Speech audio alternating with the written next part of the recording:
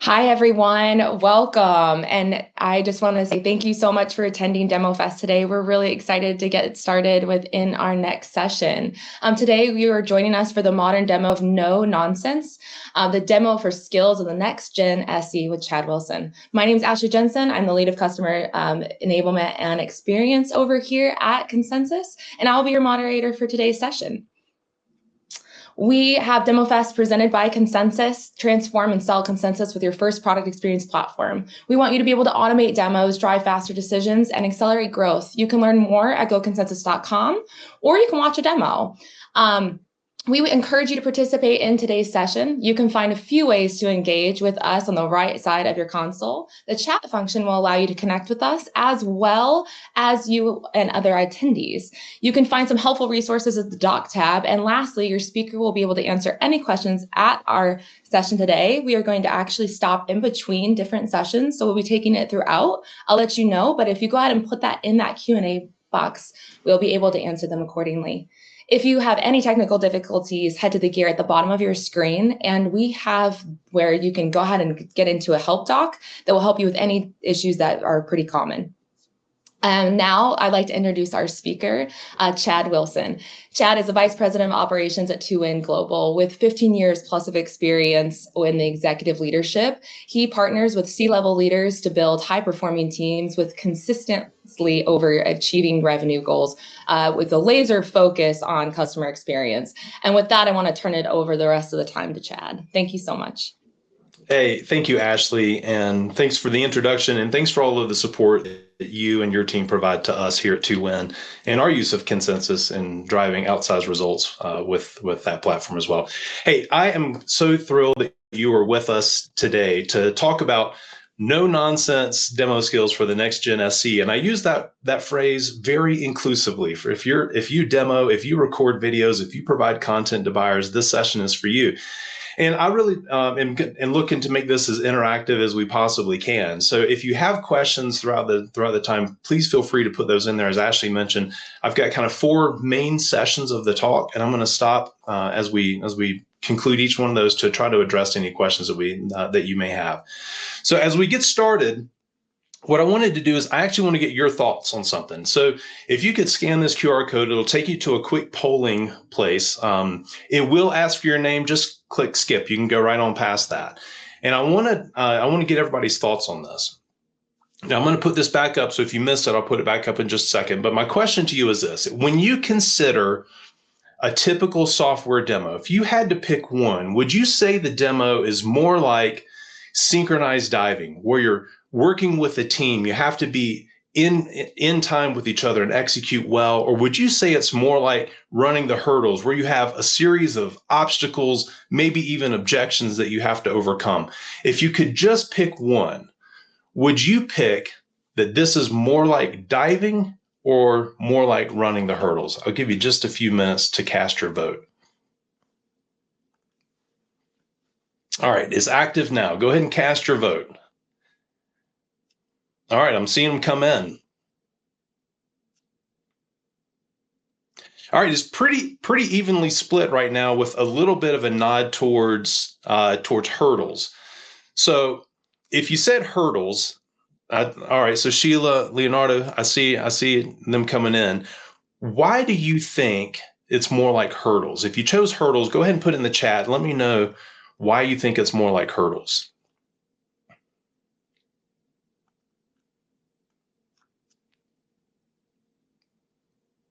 And let's do the same for diving. And I'll tell you what, while we're waiting on that, let me just show you some of the results here.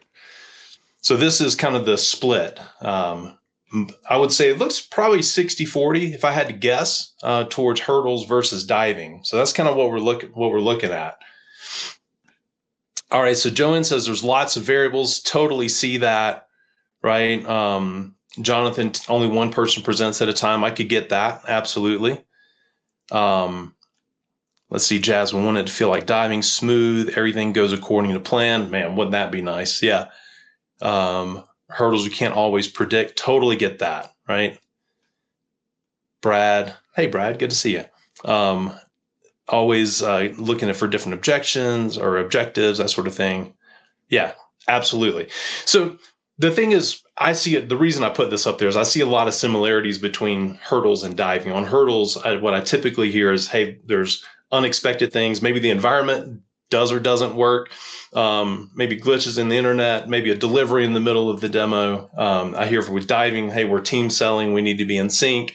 It'd be nice if my primary account owner didn't take 30 minutes to do the intro and give me some time to do it. I hear a lot of that, right? But there is one difference that to me makes this stand out, and that is how the winner is chosen. See, the winner in a diving competition is chosen by a panel of judges. They're subjectively judged. And because of that, I believe a demo is more like diving than it is hurdles because of the fact that it's subjectively judged. And if you think about it from that standpoint, it really should change the way we think about how we engage with buyers. If we think about buyers are subjectively judging us anytime that we're in front of them, whether that be in video, in person, or asynchronously through guided tours, through videos, interactive demos, whenever we're in front of them, they are making judgments as to whether our solution is a good fit for them and if this company and the culture of our company, or maybe even you, are a good fit for them. And so I want to dig into that a little bit and take this a little bit further. If you think about what we've seen over the last few years with increased buyer independence, Consensus shared this with us last year. 83% of a buyer's journey is done without a seller. Only 17% of the time that a buyer spends evaluating solution is actually spent with a seller, with you and I. Now, you may be thinking, I'm not seeing that. I spend just as much time. I do just as many demos. Maybe you do even more. The difference is, what are they doing without you? And so my interpretation on this, I haven't validated this. So if anybody's seen other research to contradict this, please feel free to let me know. But what I believe is happening is that it's not that buyers are spending less time with sellers per se, they're spending more time without them. And to make this even more poignant, the number of stakeholders, when this was first researched by, at that point, corporate executive board, in the Challenger sale, when this research first came out several years ago, they said there's 5 stakeholders. Well, that's now increased to 15 stakeholders in a lot of buying groups. And I was talking with one of the reps at Consensus that was sharing with me that they uncovered over 100 stakeholders in one of their accounts through sharing a demo board. There are a bunch of stakeholders that are involved, and we have less time with them. So what I believe that means is that the time that we get with buyers is incredibly precious, and we need to be at the top of our game in the way that we work with them and how we execute our engagements with them. And so what I want to do is I want to offer 4 different areas for us to think about where we can improve the impact that we have with buyers and generate and deliver an experience for them that is differentiating, memorable, and that helps them see us in a positive light, not only because we understand what they want to do, not only because we've solutioned well and we've thought about how do we communicate the impact to them, but that we handle ourselves across a variety of mediums in a way that is engaging, that they want to do business with us.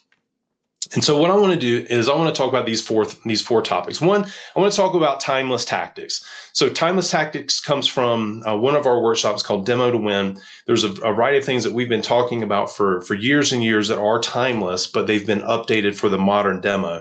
I want to talk about those a little bit. What about virtual presentations? How do we maximize our impact there? What about visual support? What capabilities should we build within our toolkit as modern demonstrators? Addressing modern buyer needs. What do we need to have the capabilities to do? And then I want to take a look at how this plays out in light of the buyer journey. Okay, so with that, let's jump in. So when we look at timeless techniques, I want to start with a video. It's like, hey, let's do a demo. Have you ever gotten a call from a rep where they need you to pop in and do a demo real quick, and maybe they don't know as much about this as you'd like them to? Well, let's watch this video. This is a simulation of one of our reps, Hayden, who's calling me, playing the role of the SE, to do a demo. And let's watch how this goes, and we'll digest it a little bit. Yeah. Okay. Yeah, I know just the guy we get to the demo. Okay, yeah. Sounds good. Thanks. All right, let's see if Chad is available for Monday.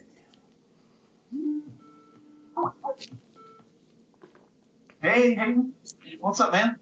Hey, Chad, how you doing? I'm doing good. Hope you are. Yeah, good. Just got off the phone with Capital Industrial. Really, really great opportunity with them. Here's the catch. I need you out there on Monday for a demo. You available? You mean this coming Monday? Yeah, I know. Yeah, Monday. I know it's a short turnaround. I mean, can you make that work? Jeez, man. I mean, I'm slammed this week. Dang. But I'm always happy to help. So I bet I can work it out. But can you give me a little bit more to focus on? What's the project all about? Yeah, it's a huge operation. Easily a couple $100,000 opportunity here. Yeah, I mean, I'm all about the number two, right? I want to help you out, but I mean, can you give me something to focus on? What do I need to show? Yeah, just do what you normally do.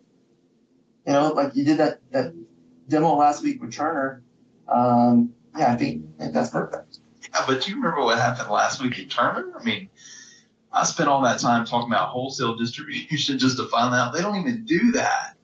God, I mean, can I at least have a phone call with them? Yeah, no. I think this is a totally different situation here. I don't think they're not going to be willing to take a call with us anyway. And you know what, Chad?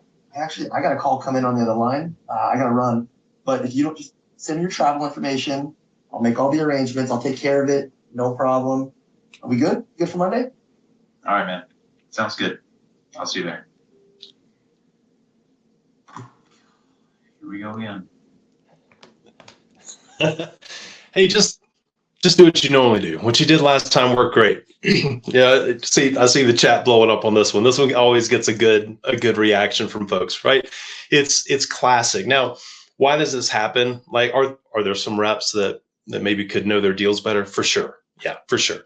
But I also think that the reps get comfortable with yours and my expertise, and they see what we're able to do in a moment's notice and do a pretty good job.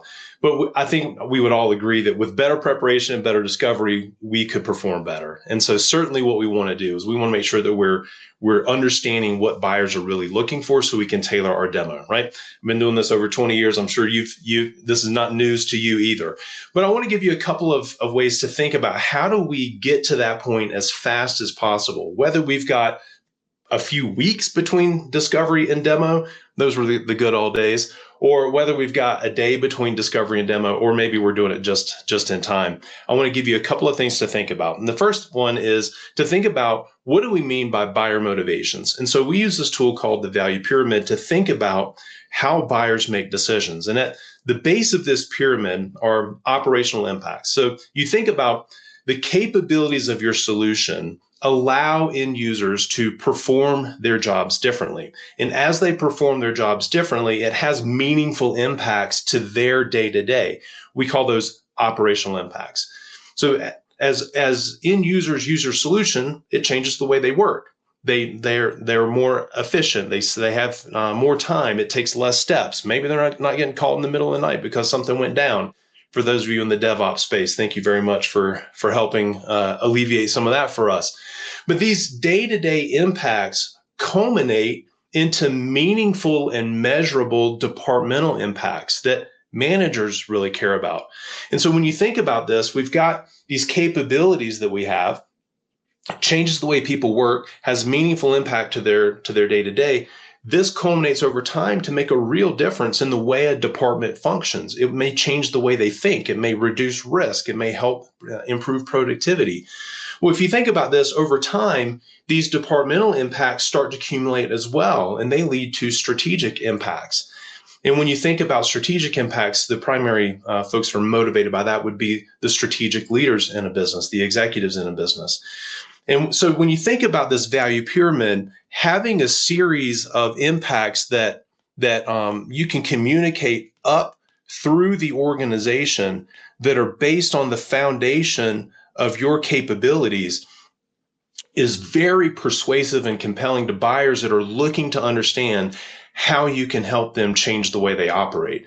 So one of the things that I would highly recommend that we get comfortable with is thinking about impacts of our solution at different levels in the organization so we can communicate clearly the impacts to the right level. Let's take a look at another kind of timeless fundamental, and that is structure. If anybody's been through Demo to Win, I see a lot of alumni in the chat. I recognize a lot of names.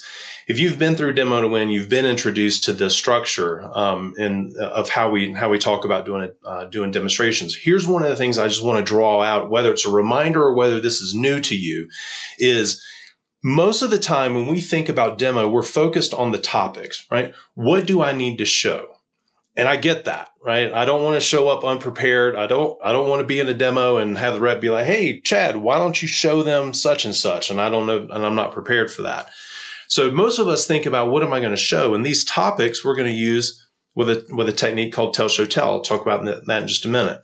But the main thing that I want to highlight is before we get into this demo, we want to open the demonstration with an opening story, whatever type you feel is most appropriate, that sets the context of everything you're going to show around a key departmental impact. So if you remember value pyramid, right, the color coding here, the departmental impacts are yellow. We want to make sure we're starting our demonstration focused on a key impact. And this is the key part, that the buyer cares enough about to do something with it. It's not good enough for the buyers to just logically get it. They need to be persuaded to do something with it. I refer to that as political will. There's going to be headwinds in the organization. There's a lot of priorities that I'm sure many of you are facing as well. I know that I say no to a lot of good ideas here at 2Win just because they're not a priority. There has to be a high enough priority for them to do something about it. And so that's why it's so important that we start the demo with that in mind so that they can see this is something we care about. This is something that we have some energy to do to tackle. That way, as you get into your topics and you start showing the solution, they're looking at that in light of this key departmental impact.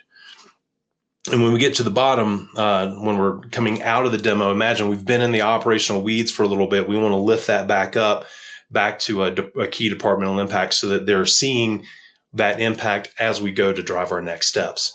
So think about, some of these are timeless tactics, but if you think about the modern buyer and how busy they are and how fast-paced some of these cycles are, we need to keep them focused on the impacts because it's very easy for buyers to get distracted by all of the gear that we have.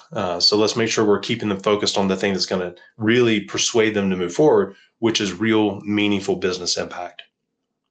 Okay, I mentioned these topics here in the middle. Let's talk a little bit about tell, show, tell.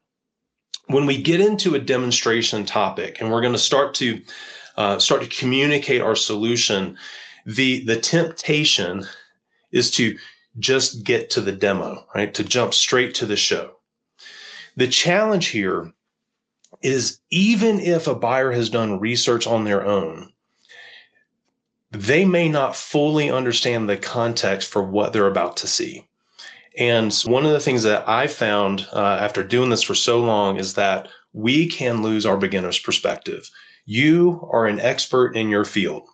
And there's a pretty good chance the talk track that you use with customers, you've probably done it over and over and over again, but it might be the first time this customer's heard it. And so it is really important that we set context before we get into the demonstration, help them understand how this relates to, say, their current state, their current challenges, something that they care about, that they want to improve. Then when we're in the demo, focus on proof points. What do I need to show in order to prove the hypothesis I've made in the context? If I don't need to show it to prove it, I probably don't need to show it, right?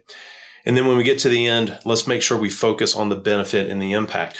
So this tell, show, tell introduces a bit of a rhythm in the demo where I'm going to provide some context, maybe have a little bit of interaction with the audience. I'm going to get into the demonstration. I'm going to show the solution. I'm going to come back, talk about that, and make sure I deliver the impact of it so we can make sure we're clear on that before we move forward. Right. So I wanted to just provide a couple of timeless tactics now before I kind of wrap up this section and move to our next topic. I just wanted to pause, Ashley, to see if we have any questions in the chat that we want to address. At this time, we don't have any questions, but I'll just remind everyone that if you're going to put questions in, if you throw them into the Q&A area versus the chat, then we can make sure not to miss any of them. Thanks, everyone. That's perfect. Thanks, Ashley. All right. Yeah. And I'm trying to keep up on the chat, but when it's active, I sometimes miss it. So feel free to put those in the Q&A if you want to talk about anything in particular. More than happy to address those questions as we go.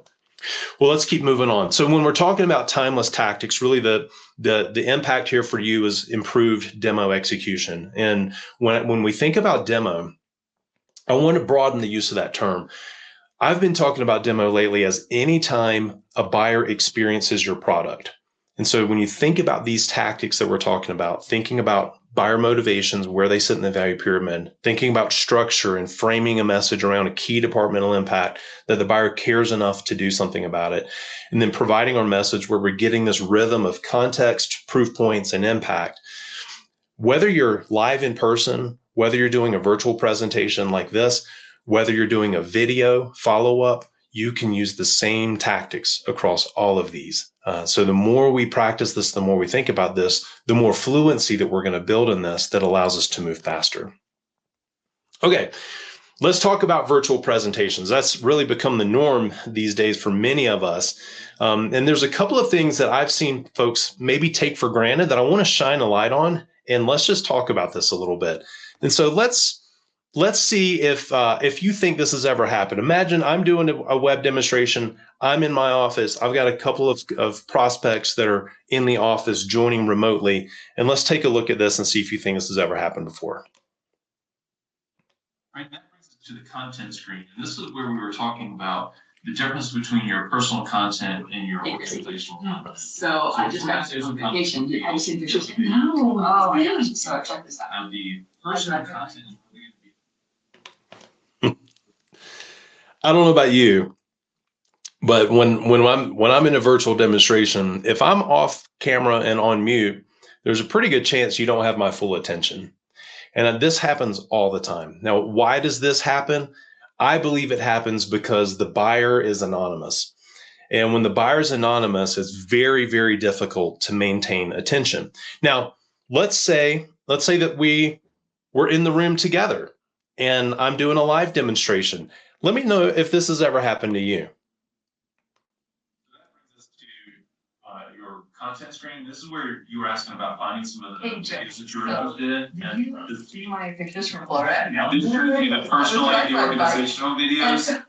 Just on the side. Oh, man, how big is that? And the tags that you're interested in. Now, I don't remember a time in my selling career where I've been in the meeting with somebody and they just completely talked over me. Like, have they had a brief side conversation about what we're talking about? Sure. Yeah. But I don't see too many do that. That would be really rude. And again, it comes down to this fact that buyers are anonymous if they're not on camera and they're on mute. And so if they are, certainly what we want to do is lead by example and us be on camera and make sure that we're using some of these modern techniques. I don't know that we need to talk a whole lot about that these days. I think a lot of us have been through this and we've made the leap to being more comfortable on camera. But when our buyers are or are not, we need to make sure that we're capturing their attention. And so one of the things that we talk about is making sure that we're understanding how a buyer is kind of receiving our message. And so if you think about what your message goes through in the minds of your audience, there's if you look at the triune brain theory, there's three kind of gates that they go through, right? The first gate is like the reptilian system. The reptilian system is primarily responsible for fight or flight. And so long as we don't scare them by unnecessary risk or maybe losing their job, right? Statements like that could cause people to shut down. So long as we get past that reptilian system, we're going to get into the limbic system. The limbic system is really responsible for for attention. It's also the gateway to the emotions. And so we want to make sure that we're using techniques that engage the limbic system, that capture the audience's attention. And I'm going to give you a couple of really practical techniques in just a minute to help you with that. The other one that I want to talk about is the neocortex. So if I get through the limbic system, I've got their attention, then I can now access the neocortex. That's where memories are stored and retained. And so we want to be mindful of using techniques that allow us to address these. So one of the most common techniques that we can use in virtual presentations is names, making sure that we're using people's names. Now, one of the things that I see people do quite often is try to drive interaction by using somebody's name, and that's wonderful. But you don't only have to drive interaction, right? Norman, I could just use your name in the context of a sentence and get some attention. So there's a pretty good chance that then Norman just piped up a little bit, but there's also a pretty good chance that Jonathan and Pam and Stephanie also piped up because they heard somebody else's name. Now, in a larger presentation like this, where it's largely one directional, you can only interact with me in chat in this, the impact may be a little bit less. But imagine your typical demonstration where you've got 2 to 8 people in it, maybe on average. That the likelihood of you calling on somebody using their name is much greater.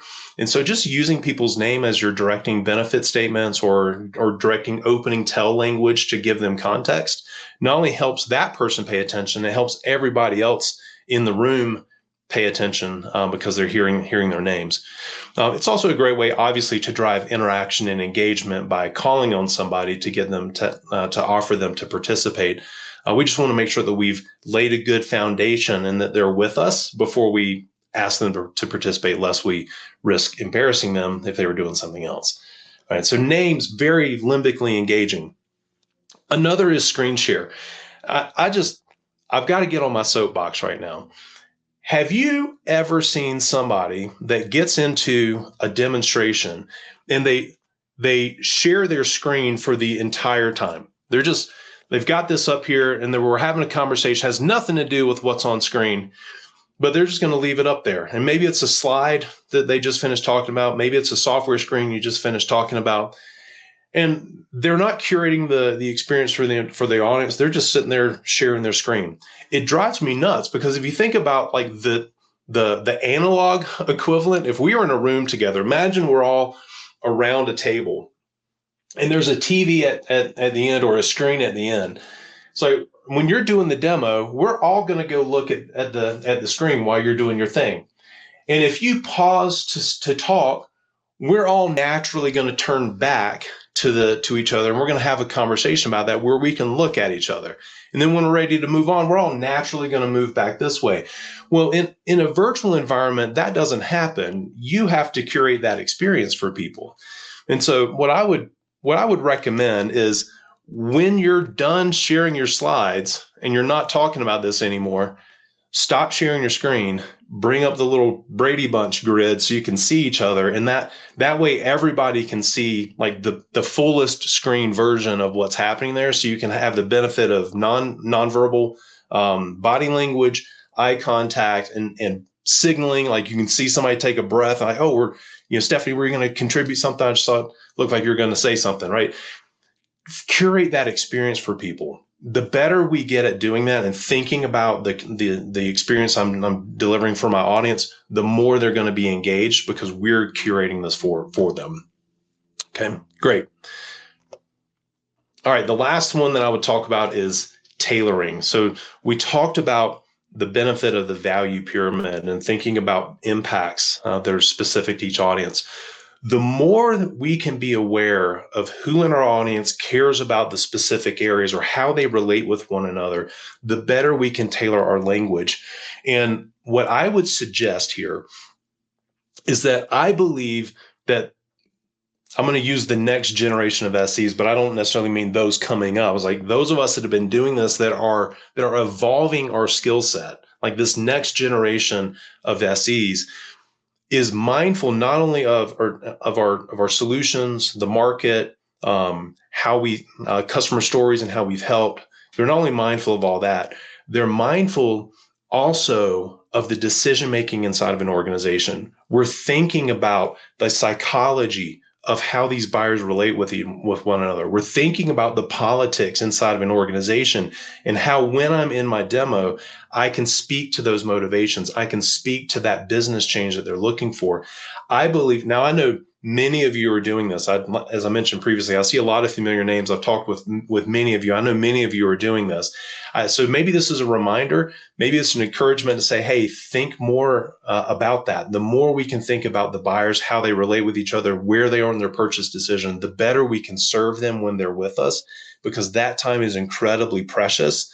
And we've got to maximize our impact around that.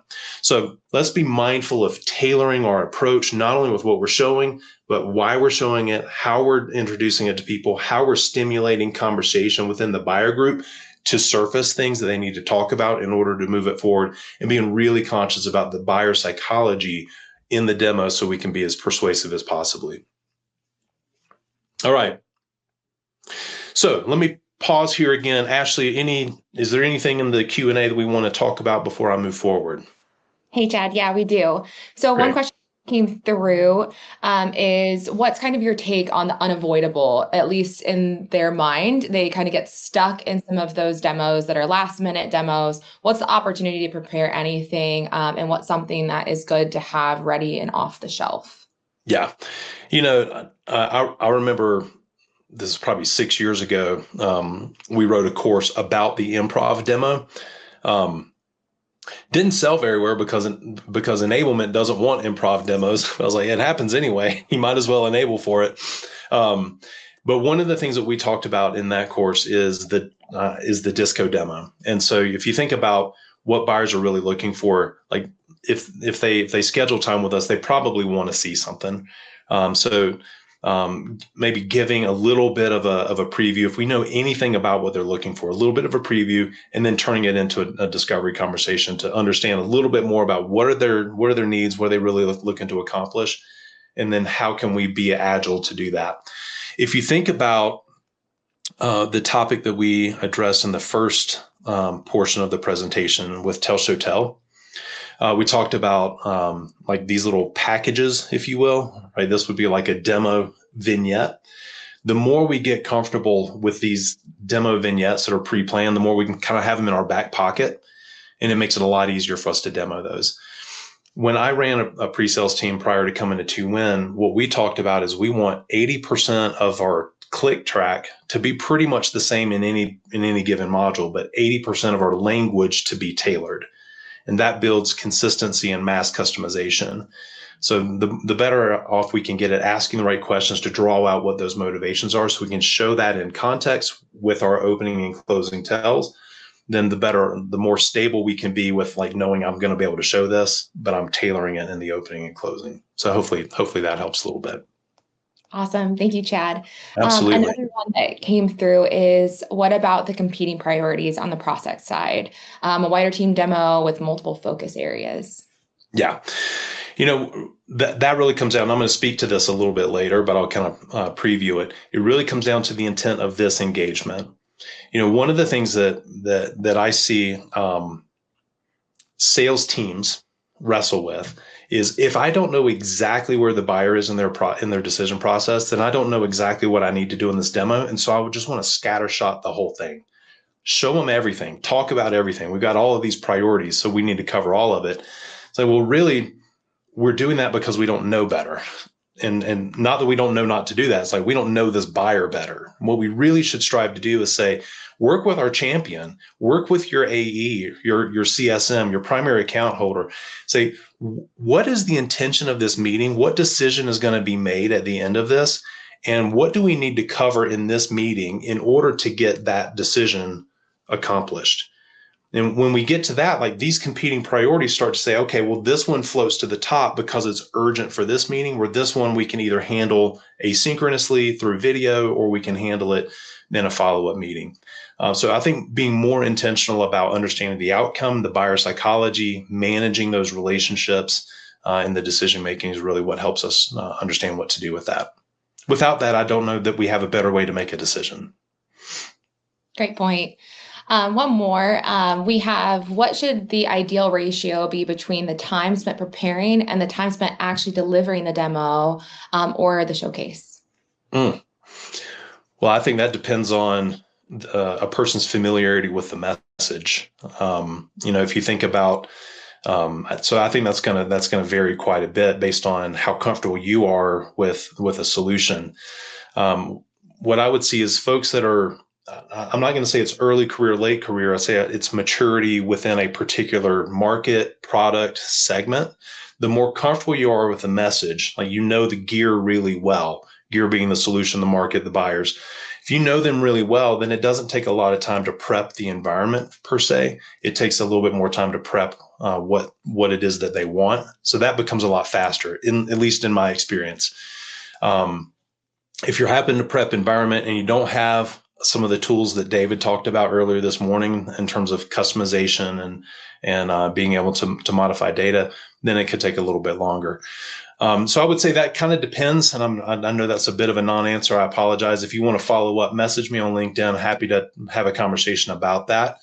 But one thing that I would say is maybe more important than how much time we spent preparing versus demonstrating is how much time we spend interacting in a demo versus presenting. And that's the bigger difference I would suggest we can make, is make it more of a conversation than a monologue. Gong came out with some research 4 or 5 years ago that showed the top performing sellers have about a 50-50 split between the time the vendor is talking and the buyer is talking.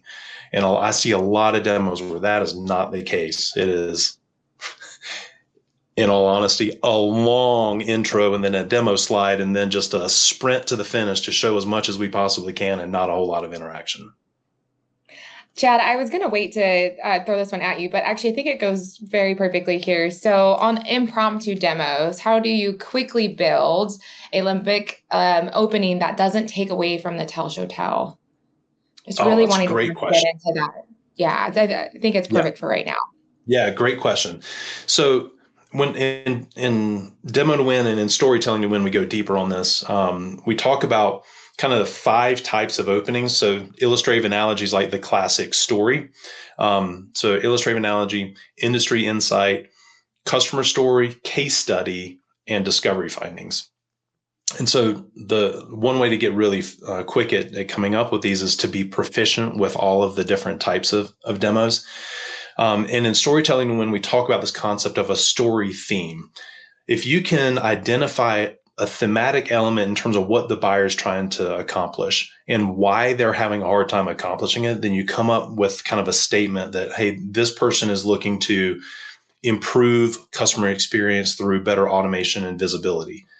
And if you can come up with like, all right, that's the kind of the big idea. It's what we call it in Storytelling to Win. That's the big idea. Then I can start thinking about, okay, well, what other customers have tried to improve customer experience through automation or visibility? What industry reports do I know that speak to automation that may have some customer experience language to it? Or where in my past have I had personal experiences where there's something like visibility that allowed for a better customer experience? That would be the analogy. So for me, it all starts with understanding what the customer is trying to accomplish. What is it? What are the thematic elements of that? What is their challenge in accomplishing that? That gives you kind of this idea of a story theme. And then you can look to those different story types to find where you can pull those stories. We have a couple of blogs on our website that speak to this. So if you go to twinglobal.com, there's a little hourglass up in the top. You can search the whole website. If you search storytelling or story ideas, I beg your pardon, there's a ton of really practical resources there that you can use to come up with some of those ideas. And again, feel free to message me on LinkedIn. I'm happy to collaborate with you on some of that as well. All right, awesome. So we've talked virtual presentations. Why are these skills important? Because we want to drive engagement and interaction. Why is that important? Because Gong's research states that about a 50-50 split is where the top performing sellers are. So we need to drive interaction and engagement in order to accomplish that. All right, I want to talk real quickly about our sponsors, 2Win. If you're familiar with 2Win, we've got a variety of skills training programs across demonstrating, discovery, storytelling, working with executives driving expansion and renewals with client success. If you or anybody on your team is looking for any of that that type of skills training, we'd love to chat with you. You can find us at twowinglobal.com. You can find us in our virtual booth, and we'd love to chat with you about that. Also, I mentioned Mark McKinley has a session tomorrow on his concept to content. We have a whole consulting practice around buyer enablement and helping you get ready for this. So if that's something you're interested in, go check out Mark's session tomorrow. All right, back to our regularly scheduled programming. Let's talk about advanced visual support. So I want to talk about when we're in a virtual environment, you have more options than just screen share and chat, right? There's more that we can do to bring our audience into this. And what I want to talk about are a couple of areas. One is roadmaps. So this speaks to the impromptu demo. What if I get into a demo and I don't know exactly what I'm going to be talking about? Well, there's a variety of different ways we can organize a roadmap for people. One would be, as we're having a conversation about the key topics. So this speaks a little bit to the question about how do I prepare if I don't know exactly what I'm going to cover. Having a conversation at the beginning to establish what are we trying to get out of this? How can I best serve you? I use that language all the time. Hey, how can I best serve you in the 30 minutes we have so I can help you get to a point where you can make the decision you're looking for? What would that decision be? And then that helps me using that how can I serve you language allows me to make good choices on what we're going to cover so I can help them get to that decision point. So thinking about putting a roadmap in chat, putting a roadmap on a whiteboard, a variety of different techniques that you could use to maybe put the roadmap up behind you if you wanted to put it up behind you and write the topics or the benefits on kind of a green screen effect. There's a variety of different ways that you could do that as well. But just being mindful that we don't only have to show like slide-based roadmaps. We can use roadmaps in a variety of different ways, whether it's whiteboard, chat, or that sort of thing. Annotating is another highly engaging technique. Now, I've been doing that throughout the presentation today. I have personally committed to, I like running slides on an iPad because I can see it right here with me. I can bring it in and out when I'm ready. I don't have to have it dedicated on a screen. I personally have moved to that, and I like that a lot because I can draw on it very easily. I have terrible handwriting. I found that doesn't matter in client engagements, but writing with a pen on an iPad is a lot easier for me than trying to draw on like a touchscreen. So think about not only that, but also like if you're using most of the modern web sharing, whether it's Zoom or Teams or Meet or any of those, most of them have the ability to draw on your screen. So just remember, the more we can drive focus for people, the easier it is for them to see what's going on. So become comfortable with the annotation tools in your screen sharing application. Be comfortable with the gear that you have available to you. If you have a tablet and you can use that in your presentations, think about how you can use annotation to drive focus and engagement. And then the last one is whiteboards. This has become my number one favorite tool in a selling environment. I almost never use slides unless it's something like this, like it's an industry presentation. I'll use slides, but I almost always do it this way because I find it to be more interactive and engaging for you, so that I can be the focus and not like a big slide and me in the corner. That's why most people go to listen to people, is to hear them share their points of view. So that's why people come to listen to you, is to get your point of view. So whiteboarding is a technique that I have found to be very, very helpful in driving engagement, particularly in situations where I need to be agile. So imagine that you've got, maybe there's a portion of your solution where you need to talk about architecture or infrastructure or a process flow.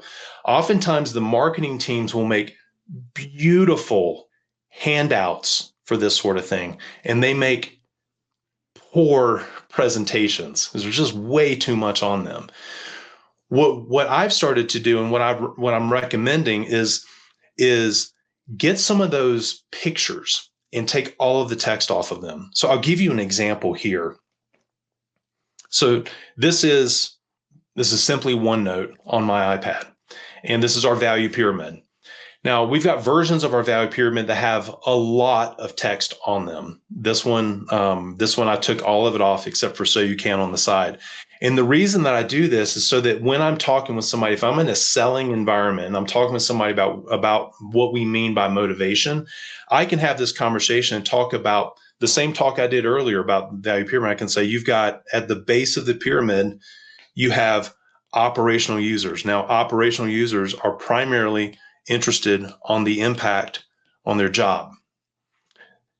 These changes are going to lead to departmental impacts, which are going to lead to strategic impacts. All right, so as I'm talking, I can just write down some abbreviated language. Now, I'm not that worried about how legible my handwriting is. I used to not whiteboard because I have terrible handwriting. But what I found is it doesn't matter. It's limbically engaging. And if I want to talk a little bit about, hey, when we're talking about features or capabilities, that is what your software does. What can you do with it? That is not a benefit yet. And if we're talking about benefits, really what we want to get to is the impact.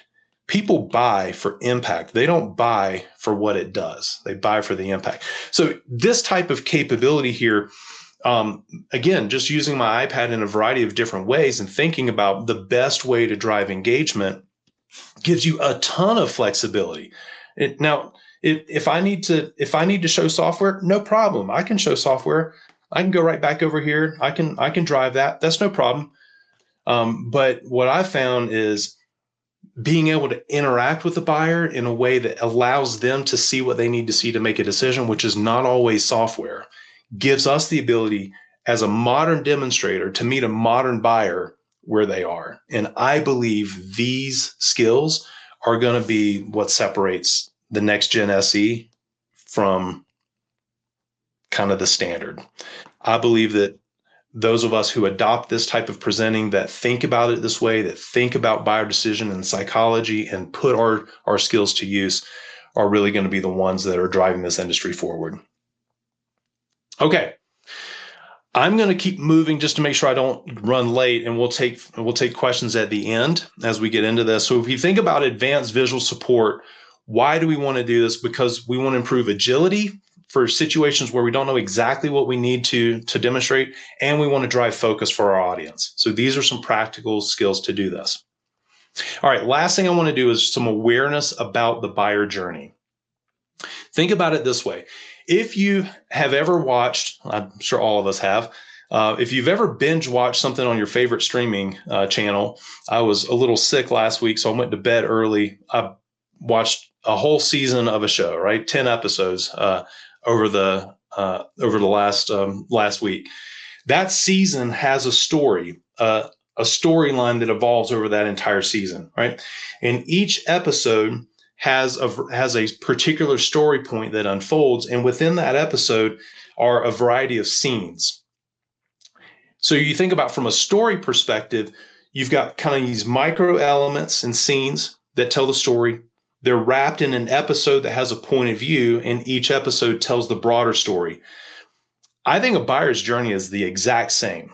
A buyer is going to have a series of interactions with your solution. Some would be with you, some would be on your website in an interactive demo, some might be with talking with references, some might be looking at help articles on your customer center. They're going to have a variety of interactions with you, and in those interactions, they're going to understand a variety of topics. Right? So if you think about how we apply that, we would call an interaction they would have with you a demo episode. And in this demo episode, we're going to communicate a point of view. It's going to have an opening, it's going to have a series of topics, and it's going to have a closing, all focused on a key impact that they care about.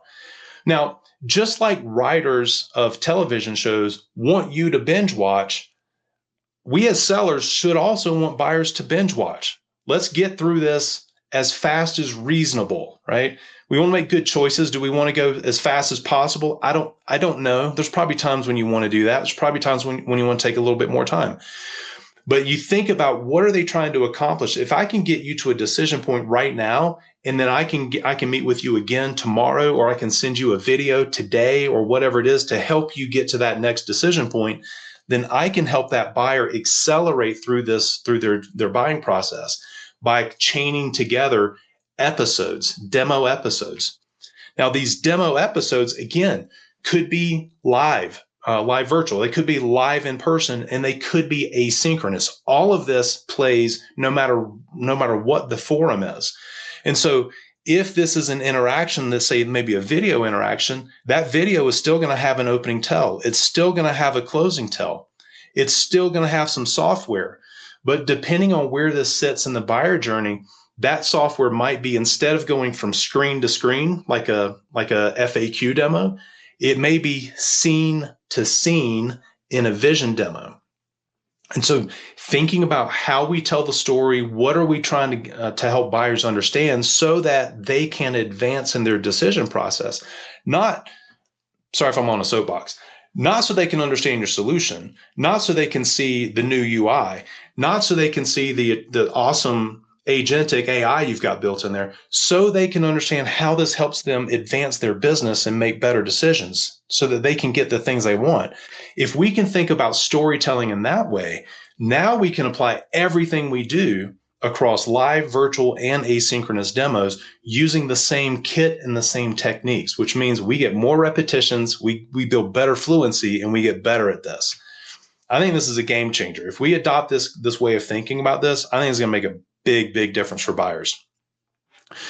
Now, if you think about the buyer journey, this is the other thing. Remember at the beginning of the talk, I talked about only 17% of the buyer's journey are we actually with them. So that time is precious. What's also precious is the other 83% they're not with us synchronously, but we could be with them asynchronously if we make good choices on that.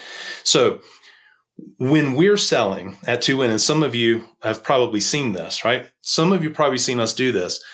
I will very regularly send videos ahead of a meeting that covers all of the logistics. How do we run a masterclass? What does the student experience look like? What does our follow-on reinforcement plan look like? Like, a lot of that stuff is kind of like the overview, if you will, the overview demo.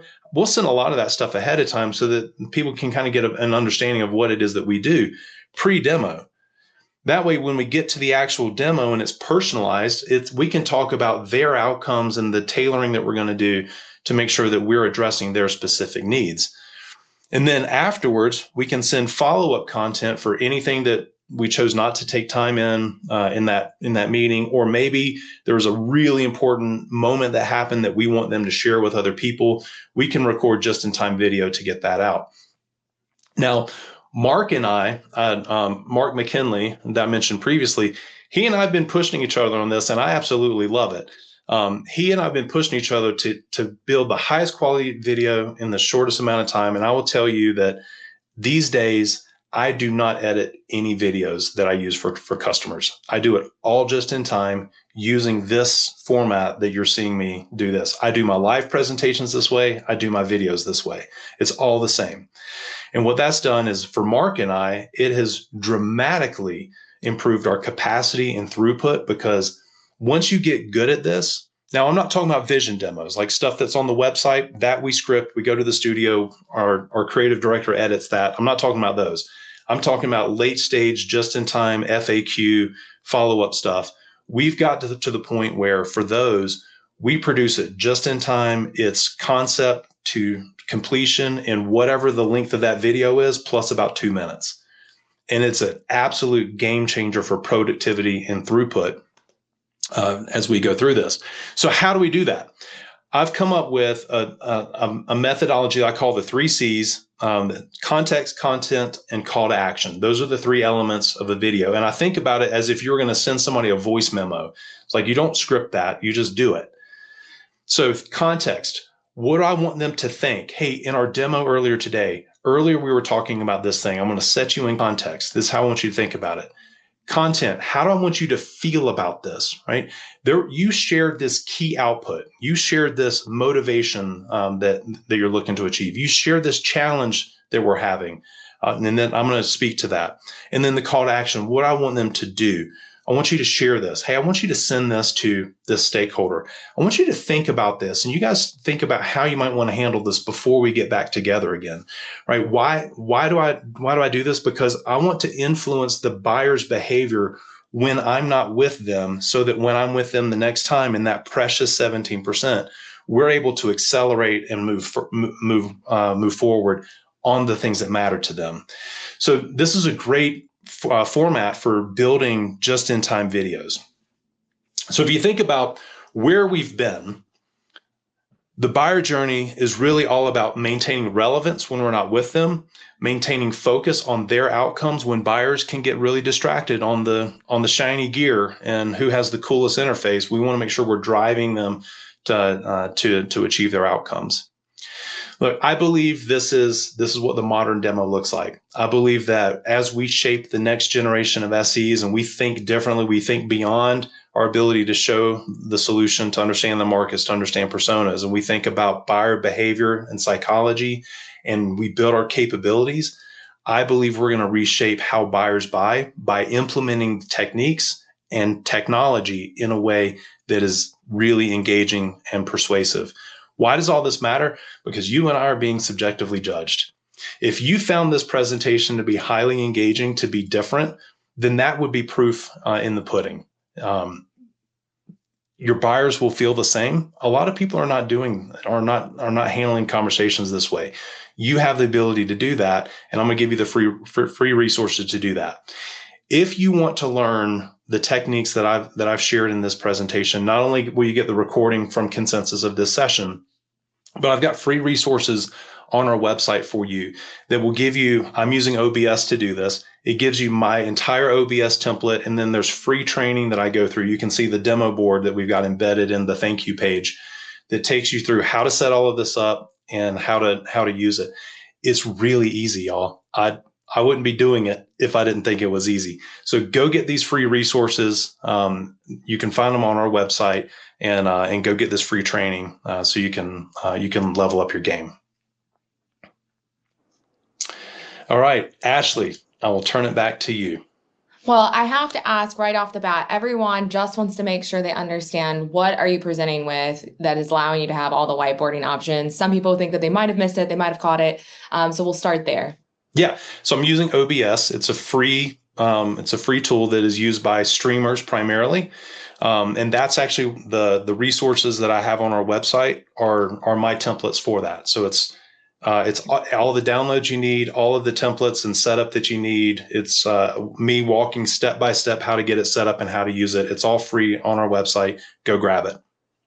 There you go, team. Now you all know. All right.